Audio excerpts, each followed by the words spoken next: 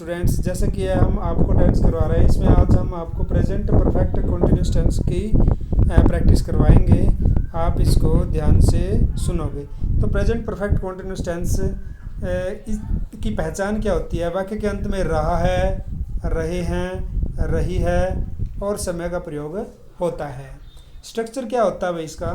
Simple sentence, जो सीधा simple sentence होता है, साधारण वाक्य होता है, उसके अंदर हम यूज़ करते हैं subject has, have plus been plus verb की फर्स्ट फॉर्म, उसके साथ आईएनजी और दूसरे शब्दों का हम प्रयोग करते हैं।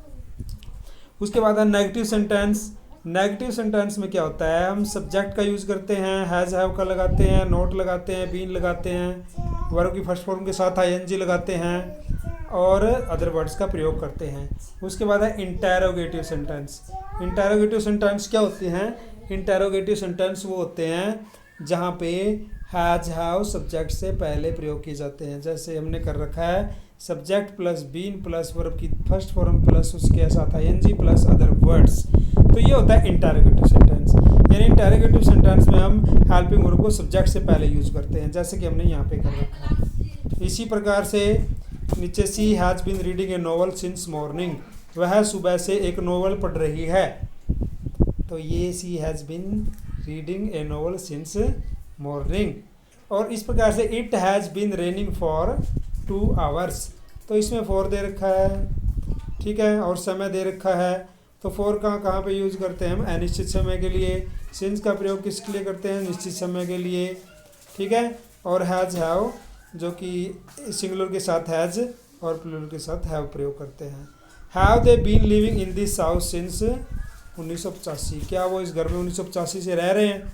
तो यहाँ पे हमने हैव का प्रयोग किया है, हैव दे बीन। क्यों? क्योंकि दे क्या है? प्लूरल है। पॉइंट ऑफ टाइम के लिए सिंस का प्रयोग होता है, जैसे सिंस 1990, सिंस मंडे यानी निश्चित समय के लिए, सिंस जनवरी।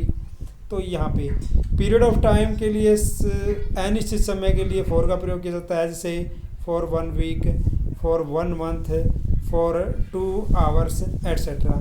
तो इस प्रकार से हम सिंस और फॉर का इसके अंदर प्रयोग करते हैं। तो once again I will repeat for you. एक बार फिर मैं आपके लिए इसको रिपीट करता हूँ। तो डियर स्टूडेंट्स, जैसा कि जिस वाक्य के अंत में रहा है, रहे है, रही है और समय दे रखा हो, तो वहाँ पे प्रेजेंट परफेक्ट टेंस का प्रयोग करते हैं। जैसे सिंपल सेंटेंस में क्या करते हैं हम? हैज़ हैव प्लस वर्ब की फर्स्ट फॉर्म के साथ आईएनजी प्रयोग करते हैं। नेगेटिव सेंटेंस में हैज़ हैव के बाद नोट लगता है। और इंटेरोगेटिव सेंटेंस में हम क्या यूज़ करते हैं? इंटेरोगेटिव में हैज़ हैव का सब्जेक्ट से पहले, उसके बाद बीन और प्लस वर्ब की फर्स्ट फॉर्म के साथ आईएनजी प्रयोग करते हैं। तो it has been raining for 2 hours, 2 घंटे से वर्षा हो रही है, ये इसका सिंपल सेंटेंस है। और जो इंटेरोगेटिव सेंटेंस है, इसमें हैव को हमने वर्ब दे से सब्जेक्ट से पहले प्रयोग किया है। निश्चित समय के लिए सिंस और फॉर का प्रयोग निश्चित समय के लिए सिंस का होता है, निश्चित के लिए फॉर का होता है। जैसे सिंस 1990 मंडे और सिंस जनवरी, ये निश्चित समय है। और अनिश्चित समय for 1 week, for 1 month, for 2 hours, ये अनिश्चित समय हो गया। तो ये हमने आज का टेंस आपके लिए कंप्लीट किया। तो आप इसको स्टडी करोगे अच्छे से। Thank you and have a nice day.